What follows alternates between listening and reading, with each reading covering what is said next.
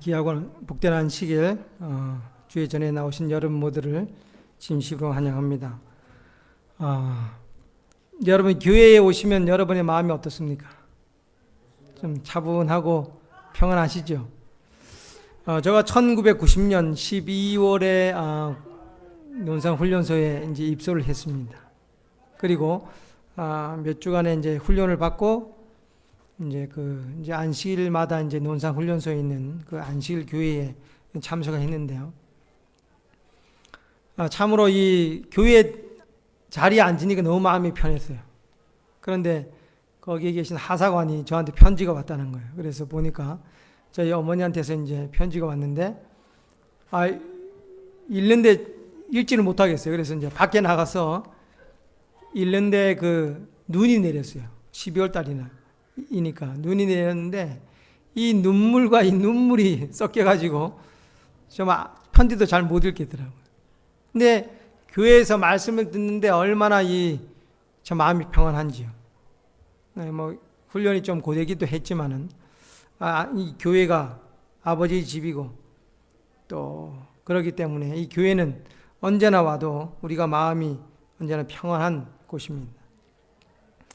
오늘 저는 시편 126편에 있는 말씀으로 여러분과 함께 은혜를 나누려고 하는데요. 이 시편 126편은 성전에 올라가면서 부르는 찬양입니다. 제가 오늘 본문의 말씀을 먼저 읽어드리겠습니다.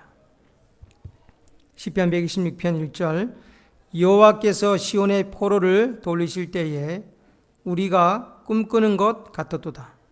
그때 우리 입에는 웃음이 가득하고 우리 혀에는 찬양이 찼었도다. 열방 중에서 말하기를 여호와께서 저희를 위하여 대사를 행하셨다 하였도다. 여호와께서 우리를 위하여 대사를 행하셨으니 우리는 기쁘도다. 여호와여 우리의 포로를 남방 시내들 같이 돌리소서. 눈물을 흘리며 씨를 뿌리는 자는 기쁨으로 거두리로다. 울며 씨를 뿌리러 나가는 자는 정령 기쁨으로 그 단을 가지고 돌아오리로다. 아멘. 이스라엘 백성들이 70년 동안 바벨론에서 포로 생활을 했습니다. 그리고 그들이 고향으로 돌아와서 성전에 올라가면서 부른 노래가 이 노래입니다. 그러니 이 노래가 얼마나 부를 때 감회가 새로웠을까요? 이스라엘 백성들이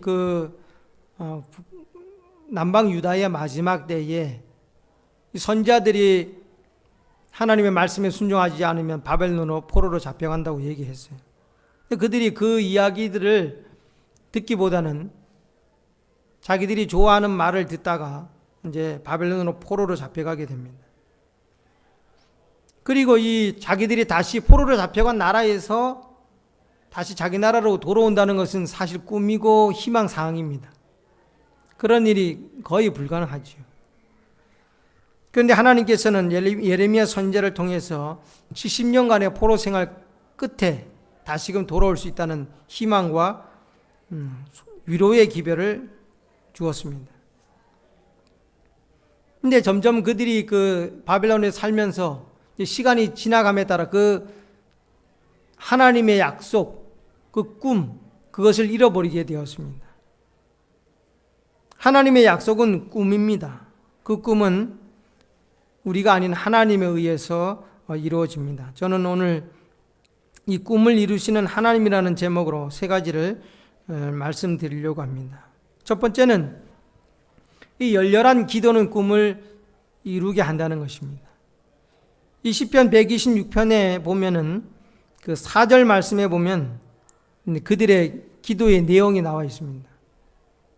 여호와여 우리의 포로를 남방 시내들 같이 돌리소서. 그들이 이 포로에서 해방되기를 간절히 기도하는 모습이 나옵니다. 이 팔레스타인의 남쪽에는 여름에는 너무 가물어 가지고 땅이 쩍쩍 갈라집니다. 그런데 비가 한번 오기 시작하면은 금세 말랐던 땅들이 쉽게 이제 젖게 되고 바짝 마른 대지에 큰 시내가 흐르게 됩니다. 그 흐르는 시내는 누구도 막을 수가 없어요. 그와 같이 이 포로로 잡혀간 사람들이 자기들이 돌아올 수 있도록 해달라고 이제 기도하는 것입니다. 하나님은 이스라엘 백성이 70년 포로 기간 후에 다시금 돌아올 것이라고 얘기했어요. 근데 처음에 이 바빌론으로 포로 잡혀간 사람들이 처음에는 이 고향을 상당히 많이 가기를 원했을 것입니다. 근데 하루하루 살다 보니까 그들이 처음에 왔을 때는 아무것도 없었어요.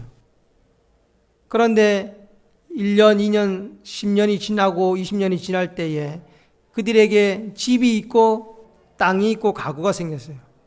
그리고 시온을 굳이 가지 않아도 만족할 수 있는 삶을 살 수 있겠다고 생각해가지고 이제 그 시온이 그들의 생각에서 점점 잊혀지게 된 것입니다. 그러나 그들 중에서 이 예루살렘 성전을 기억하는 사람들이 있었어요. 그들은 그곳에 가기를 원했고 그 사람들 중에 대표적인 사람이 이 다니엘과 이 세 친구들입니다. 바벨론 사람들이 그 유대인들을 처음으로 포로로 잡아가지고 했던 것이 그들의 정신을 개조하려고 했어요. 그래서 그들이 먹는 거, 입는 거, 그런 모든 것들을 다 바꿨어요. 그리고 교육으로 그들을 바벨론화 시켰습니다. 그리고 이름을 바뀌었어요. 창시 계명을 했어요. 그래서 하나님을 생각하게 하는 이름에서 그 바벨론 신의 이름을 생각하게 하는 이름으로 바꾸었습니다. 근데 모든 것을 바꿨지만 그들이 바꿀 수 없는 것이 있었는데 뭐냐면 이 기도하는 습관이었습니다. 이 다니엘과 세 친구들은 항상 이 기도하는 습관을 어렸을 때부터 가지고 왔기 때문에 항상 문제가 생기면 기도하는 것입니다. 그런데 그들이 바빌론에 처음에 가서 당면한 문제는 이제 먹는 것 문제였어요. 이 왕의 진미와 포도주를 마시라고 했을 때에 그들이 처음에 한 것은 뭡니까? 기도를 해가지고 그 환관장이 그들에게 은혜를 베풀어서 그들이 그것을 먹지 않도록 해달라고 기도를 했습니다. 그 환관장에게 은혜를 구했더니까 10일 동안 시험한 결과 그들이 먹은 어렸을 때부터 먹은 그런 것들이 건강에 더 좋다는 것이 판명됐기 때문에 그들이 왕의 진미와 포도주를 먹지 않아도 되었습니다. 그들이 하나님께 기도한 결과 꿈을 이루게 된 것입니다. 시대의 소망 667쪽에 보면 이런 말씀이 있습니다. 신실과 성실의 길은 장애물이 없는 길이 아니요 기도가 요청되는 것을 알게 되는 매우 어려운 길이다.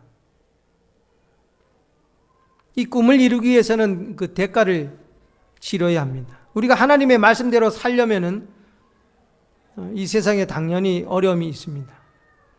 이 노아는 하나님께서 이 땅을 홍수로 멸하실 것이라는 것을 믿었기 때문에 사람들에게 광신자라고 조롱을 당했습니다. 그리고 루터는 그 당시에 행함으로 말미암 구원을 받는다는 그 당시에 이 믿음으로 말미암아 사람이 구원을 받는다. 이것을 얘기했을 때 그를 이단자라고 누명을 뒤집어 씌웠습니다. 또 예수님은 하나님의 말씀을 바로 전했기 때문에 바알세불 귀신의 왕이라는 말을 듣고 급기야 십자가에서 목숨을 잃었습니다. 예수님을 신실히 따른 많은 사람들이 장애물을 만났지만 그들은 하나님의 약속을 믿고 승리하는 사람들이 되었습니다. 이 다니엘의 세 친구는 어떻습니까? 하나님을 섬기기로 선택했기 때문에 이 금신상에게 절하지 않았어요. 그래서 그들이 풀무불에 들어가게 됐죠. 근데 풀무불에 들어갔을 때 그들에게서 탄 것이 무엇입니까? 이 밧줄이 탔어요. 그들을 묶었던 이 줄이 탔습니다. 여러분의 삶에 어떤 어려움이 있을 때에 여러분이 하나님께 기도한다면 그 고난은 여러분에게 있어서 불필요한 것들을 제거만 한다는 것입니다. 이 하나님께 드리는 열렬한 기도는 꿈을 이루게 합니다. 다니엘은 이 예레미야 선지자의 글들을 연구한 끝에 70년이 지나면 이스라엘 백성들이 자유롭게 된다는 것을 깨닫게 됐어요. 이 예레미야 25장 11절에서 12절 말씀에 보면은 이런 예언을 했습니다. 예레미야가 이 온 땅이 항폐하여 놀램이 될 것이며 이 나라들은 70년 동안 바벨론 왕을 섬기리라. 나 여호와가 말하노라. 70년이 마치면 내가 바벨론 왕과 그 나라와 갈대아인의 땅을 그 제약으로 인하여 벌하여 영영이 항문케 하되. 이 다니엘이 이렇게 그 계산을 해보니까 그들이 포로로 잡혀서 온 이래로 70년이 거의 된 겁니다. 그러니 그들이 다니엘이 더욱더 기도를 해야죠. 비록 그는 고령이 되었기 때문에 고향으로 갈 수 없지만 그들의 후손 중에 많은 사람이 갈 수 있도록 기도를 했습니다. 이제 사단은 이 다니엘이 기도를 하지 못하도록 이 바사의 고관들을 통해서 30일간 기도하지 못하도록 했어요. 기도하는 사람은 다 사자굴에 집어넣는다는 칙령이 내렸어요. 다니엘이 그런 위기의 때는 어떻게 해야 됩니까? 더 기도를 해야 되겠죠. 다니엘이 기도를 했어요. 그랬더니 그가 이제 사자굴에 붙잡혀 갔지만은 천사들이 개입을 해서 그가 다니엘이 그 사자굴에서 살게 됩니다. 이제 그 사단이 그것을 막으려고 했지만 다니엘이 사자굴에서 살아나온 그 이야기가 고레스에게는 상당히 큰 감동이었어요. 어떤 인간도 사자굴에서 살아남아 돌아온 사람이 없었는데 다니엘이 살아남은 것을 보고 하나님께서 역사하신다는 것을 고레스가 알고 그가 포로를 기한시킬 것을 결심하게 됩니다. 그러니까 이 시온의 포로들에게는 꿈 같은 일이 일어난 것입니다. 고향으로 갈 길이 생긴 것이에요. 이 다니엘과 세 친구들과 또한 많은 이스라엘 백성들은 시온의 포로를 남방의 시내들 같이 돌리소서라고 했습니다. 오늘 우리의 삶에서 우리가 우리의 자신과 우리의 가족과 사회와 교회와 그들의 삶이 하나님께로 돌아오게 해 주십시오라고 기도할 때 하나님께서 그 기도를 들으시고 응답하실 것입니다. 오늘 우리의 열렬한 기도는 하나님의 약속을 이루게 할 것입니다.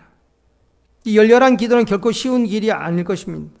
그러나 그 길만이 하나님의 꿈을 이룰 수 있는 비결임을 기억하시고 또 하나님과의 개인적인 관계를 통하여 하나님의 약속의 성취를 경험하는 사랑하는 성도 여러분이 되시기 바랍니다. 이 두 번째, 믿음의 눈물은 꿈을 이루게 한다는 것입니다. 시편 126편 5절 6절 말씀에 보면 눈물을 흘리며 씨를 뿌리는 자는 기쁨으로 거두리로다. 울며 씨를 뿌리러 나가는 자는 정녕 기쁨으로 그 단을 가지고 돌아오리로다. 가난한 농부가 그 씨를 뿌린다는 것은 하나의 그 믿음이 있어야 됩니다. 그 씨로 사람들에게 그 자녀들이 먹을 수도 있지만 그것을 다 던져서 버리는 것 같은 느낌을 가질 때도 있습니다. 기근이나 자연재해의 위험도 마음의 이제 부담으로 자리 잡는 것입니다. 우리가 씨를 뿌리러 나갈 때는 자연히 어려움이 동반되는 것입니다. 왜냐하면 일단 씨를 뿌리면 되는 것이 아니고 땅을 개간을 해야 돼요. 쉬운 일이 아닙니다. 땅을 파야죠. 또 김을 매줘야지요. 물도 줘야지요. 오늘날 같은 경우 비늘도 이렇게 덮어줘야 합니다. 수고를 견뎌야 합니다.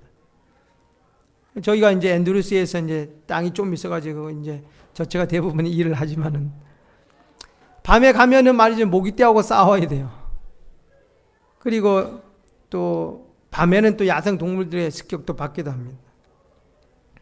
근데 씨를 뿌리는 것은 믿음으로 하는 것이에요. 우리가 씨를 뿌렸지만 그것을 자라게 할 수는 없지만 하나님께서 자라게 해 주신다는 것을 믿고 믿음으로 나가는 것입니다.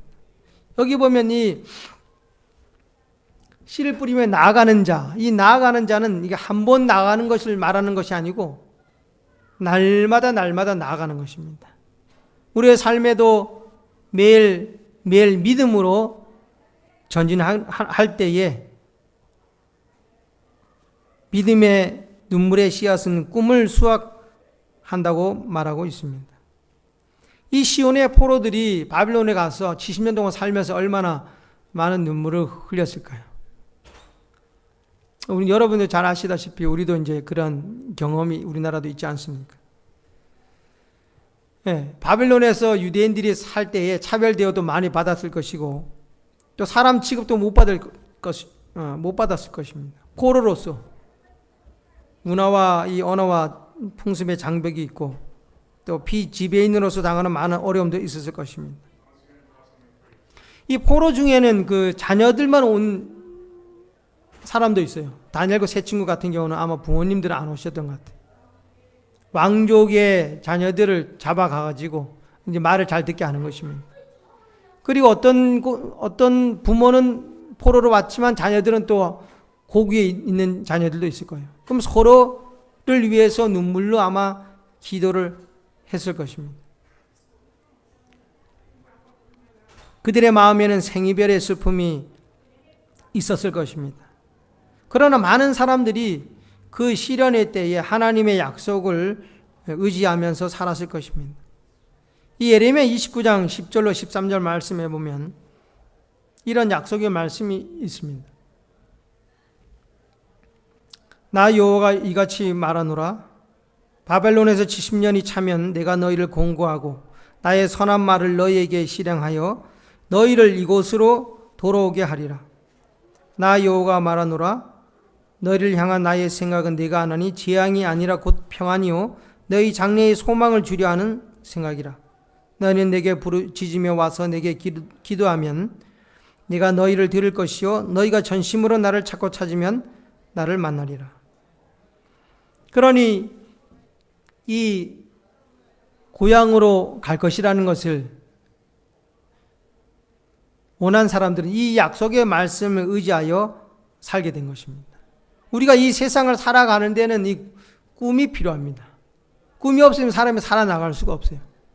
현재의 꿈이든지 미래의 꿈이든지 이 꿈이 있어야 됩니다. 성경의 그 요셉이라는 사람은 꿈의 사람입니다. 근데 그가 이 꿈을 이루기 위해서 꿈을 항상 간직하고 있었어요. 형들에게 팔려서 애굽으로 갈 때도 꿈을 아마 생각했을 것입니다.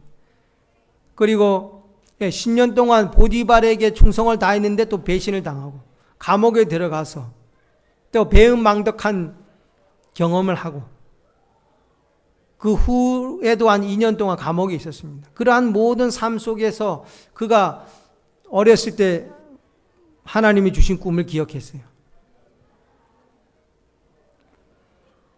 하나님께서 그 꿈의 주인이시고 그 꿈을 이루실 것이라는 것을 믿었습니다.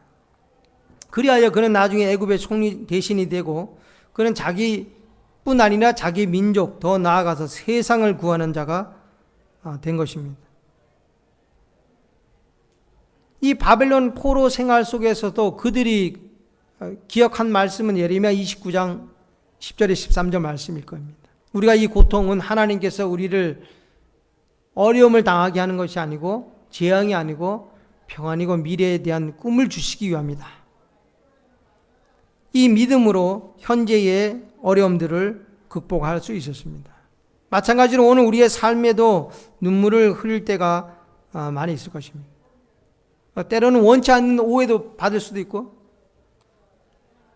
또 질병으로 고통을 당할 수도 있고 또 우리가 인간적으로는 해결할 수 없는 일들이 많이 있지만은 그러나 하나님께서 그 중에서 우리와 함께 하시고 또 그것이 재앙이 아닌 우리에게 평안과 소망으로 허락하시는 것을 믿을 때에 우리가 넉넉히 승리할 수 있는 것입니다. 이 농부가 바짝 마른 땅을 보면서 많은 눈물의 기도를 드렸을 것입니다. 근데 농부뿐 아니라 이 교사들도 마찬가지예요. 우리 학생들을 가르칠 때 눈물을 쏟을 때가 있을 것입니다. 부모들도 자녀를 기르다 보면은 또 눈물을 흘려야 하는 일도 많이 있을 것입니다. 선교사도 마찬가지입니다. 한 영혼을 구원하기 위해서는 많은 눈물의 기도와 수고와 땀이 있을 것입니다. 그러나 그러한 눈물은 다 허지로 돌아가지 않는다고 말하고 있습니다. 울며 씨를 뿌리러 나가는 자는 정녕 기쁨으로 그 단을 가지고 돌아오리로다. 정령이라는 것은 의심할 바가 없다는 거예요. 하나님의 말씀을 믿고 사는 삶은 슬픔으로 시작할지 모르나 정령 기쁨으로 된다는 사실을 기억하게 되시기 바랍니다. 이사야 61장 3절 말씀에 보면 무릇 시온에서 슬퍼하는 자에게 화관을 주어 그 죄를 대신하여 희락의 기름으로 그 슬픔을 대신하여 찬송의 옷으로 그 근심을 대신하고, 시온에서 슬퍼하는 자, 하나님 안에서 슬퍼하는 자, 그 사람은 찬송의 옷으로 그 근심을 대신한다고 했습니다. 하나님 우리의 눈물을 아시고 우리의 눈물을 씻길 수 있는 분이 우리의 슬픔을 기쁨으로 변하게 해 주실 것입니다. 믿음의 눈물이 꿈을 이루신다는 것을 기억하시고 하나님의 약속의 말씀을 믿고 주님과 날마다 동행하는 여러분이 되시기를 바랍니다. 이 세 번째, 이 꿈을 이루시는 분은 하나님이시다는 것입니다. 욥은 하나님을 무소불능하신 하나님이라고 했어요. 모든 것이 가능하신 하나님을 믿었습니다. 너희는 내게 부르짖으며 와서 내게 기도하면 내가 너희를 들을 것이다 라고 약속하셨습니다.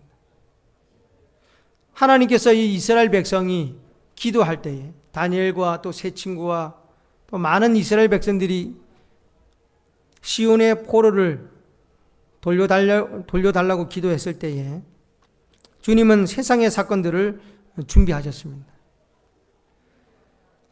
다니엘서 1장 21절에 보면 다니엘은 고레스 왕 원년까지 있으니라는 표현이 있어요. 다니엘이 고레스 왕 원년에도 있었다는 것이죠. 이 고레스가 원년이 되었을 때, 고레스 왕이 원년이 되었을 때가 언제냐면 70년이 차는 해입니다. 참으로 중요한 해예요. 그들이 포로로 갔다가 자유가 선포되는 해입니다. 바벨론의 포로로 잡혀온 시온의 포로들이, 유대인들이 생각할 때는 바벨론이 금도성 바벨론이에요. 결코 망할 것 같지 않았는데 70년이 딱 되자 고레스가 싸움 한 번도 하지 않고 그냥 바벨론이 스르르 무너지는 겁니다. 정말 불에 꽃과 같이 무너졌어요. 예언한 대로 이루어진 것입니다. 다니엘 4장 25절에 보면 그때 지극히 높으신 자가 인간 나라를 다스리시며, 하나님은 여전히 인간 나라를 다스리고 계십니다. 고레스를 왕으로 하나님이 이제 선택을 하셨어요. 이 고레스는 이 다니엘에 대한 이야기를 아마 들었던 것 같아요. 그리고 다니엘이 사자굴에서 살아남았다는 이야기는 누구든지 이렇게 들었을 것입니다. 이 다니엘의 그 사자굴에서 살아남았던 이야기는 이 고레스에게 상당한 이 흥미를 주었고, 다니엘이 그에게 이사야의 예언을 얘기를 했어요. 이사야 44장 28절에서 45장 1절 말씀에 보면 이런 말씀이 있어요. 고레스에 대하여는 이러기를 그는 나의 목자라 나의 모든 기쁨을 성취하리라 하며, 예루살렘에 대하여는 이르기를 중건되리라 하며, 성전에 대하여는 이르기를 내 기초가 세움이 되리라 하는 자니라. 나 여호와는 나의 기름 받은 고레스의 오른손을 잡고 열국으로 그 앞에 항복하게 하며 여롱의 허리를 풀며 성문을 그 앞에서 열어서 닫지 못하게 하리라. 내가 고레스에게 이르기를. 이런 말씀이 이사야 44장에 나와 있어요. 이 말씀을 고레스에게 이 브리핑을 한 것입니다. 이 이사야는 고레스가 태어나기 전 150년 전의 사람이에요. 근데 150년 전의 사람이 고레스 왕의 이름을 이야기하면서 예루살렘의 성전을 수축하는 자, 건축하는 자가 될 것이라고 얘기했어요. 이 얘기를 들으니까 이 고레스가 감동을 받았어요. 자기가 태어나기 전부터 하나님께서 자기를 이 바벨론을 무너뜨릴 왕으로 임명하신 것입니다. 그 사실을 듣고 이 고레스가 에스라 1장 3절에 보면 이스라엘의 하나님은 참신이시라라고 얘기합니다. 그 당시에 최고의 나라가 바벨론이었어요. 근데 그 최고의 나라를 누가 무찔렀습니까? 페르시아가 무찔렀어요. 그런데 이 고레스는 이스라엘의 하나님이 참신이라고 얘기했어요. 바벨론의 신도 아니고 페르시아의 신도 아니고 포로의 나라의 신이 참신이라고 얘기할 정도로 감동을 받은 것입니다. 그리고 70년의 포로 기간이 자기의 원년인 것을 알고 이제 이스라엘인들을 포로로 풀어줄 것을 결심합니다. 여러분, 옛날 그 이집트의 바로와는 상당히 대조적이에요. 바로는 하나님께서 말씀하실 때에 그는 장자가 죽을 때까지 하나님의 말씀을 무시했어요. 근데 고레스는 하나님의 말씀을 깨닫자마자 바로 순종하는 모본을 보여줍니다. 그래서 BC 537년에 유대인 기한 영이 내립니다. 그리고 이스라엘 백성이 이제 노래하는 것이 시편 126편 1절에 3절 말씀인데요. 제가 다시 한번 읽어드리겠습니다. 여호와께서 시온의 포로를 돌리실 때에 우리가 꿈꾸는 것 같았도다. 그때 우리 입에는 웃음이 가득하고 우리 혀에는 찬양이 찼었도다. 열방 중에서 말하기를 여호와께서 저희를 위하여 대사를 행하셨다 하였도다. 여호와께서 우리를 위하여 대사를 행하셨으니 우리는 기쁘도다. 여기 보면 그 열방 중에서 여호와께서 저희를 위하여 대사를 행하셨다 그랬어요. 그러니까 이스라엘 백성들이 먼저 얘기한 것이 아니고 이스라엘의 주변에 있는 사람들이 하나님이 너희를 위하여 대사를 행하셨다. 네, 바벨론 사람뿐 아니라 페르시아 사람뿐 아니라 열방이 그 말을 하는 것입니다. 고레스 왕도 여호와께서 너희를 위하여 큰 일을 행하셨다. 내가 너희들을 기한시키지만 너희를 기한시키는 것은 내가 아니고 하늘에 계신 하나님이라고 이제 이야기하는 것입니다. 이 눈물의 기도가 그들의 꿈을 이루게 하였습니다. 눈물의 기도를 들으시는 하나님께서 그 꿈을 이루셨습니다. 이스라엘 백성들은 70년 만에 처음으로 예루살렘 성전에서 하나님을 예배하는 감동을 경험합니다.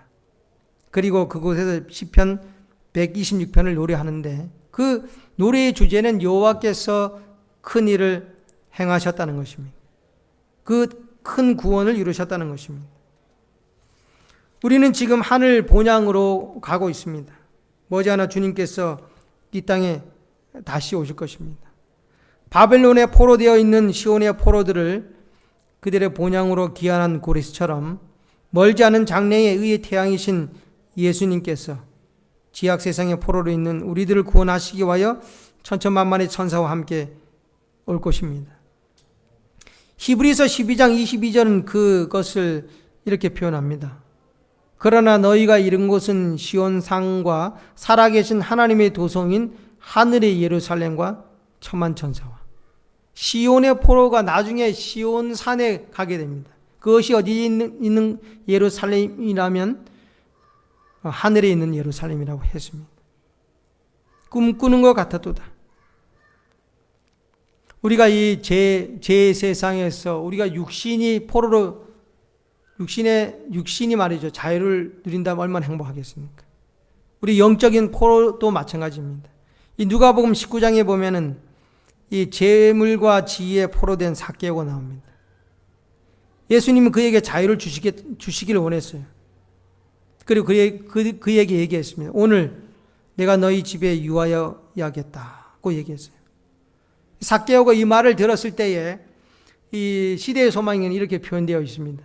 시대의 소망 554쪽에 보면은 군중들은 길을 비키고 삭개오는 꿈속에서처럼 걸어서 자기의 집 쪽으로 길을 인도하였다. 이 삭개오가 말이죠. 예수님의 그 음성을 들었을 때에 죄의 속박에서 풀려났을 때 그는 꿈속에서처럼 걸은 것 같았다고 했습니다. 예수님께서 오늘 내가 내 집에 유하여 있겠다고 했을 때 삭개오가 만약에 잠깐만요. 저한테 예수님 오늘 온다고 얘기하지도 않았고 청소도 안 됐고 뭐 이렇게 변명했다면 어떻게 됐을까요? 예수님은 그 길로 예루살렘으로 가시고 십자가에서 돌아가시고 다시는 그런 초청을 할 수 없었을 것입니다.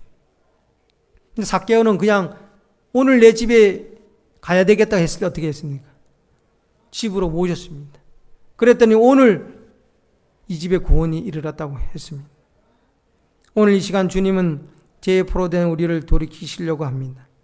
주님의 초청에 오늘 응하셔서 꿈만 같은 삶을 살게 되길 바랍니다.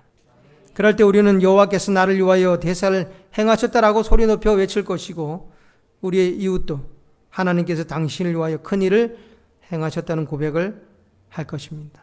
그분이 우리의 꿈을 정녕 이루어 주실 것입니다. 이 영어로는 doubtless예요. 의심 없이 이루어 주시겠다는 것입니다. 우리의 눈앞에 당장 소망이 보이지 않는다 할지라도 열렬한 기도와 또 믿음의 눈물을 통하여 주님과 더 가까워지시고 하나님의 약속의 꿈들을 날마다 성취하며 사는 성도 여러분이 되시길 바라며 말씀을 줄이겠습니다.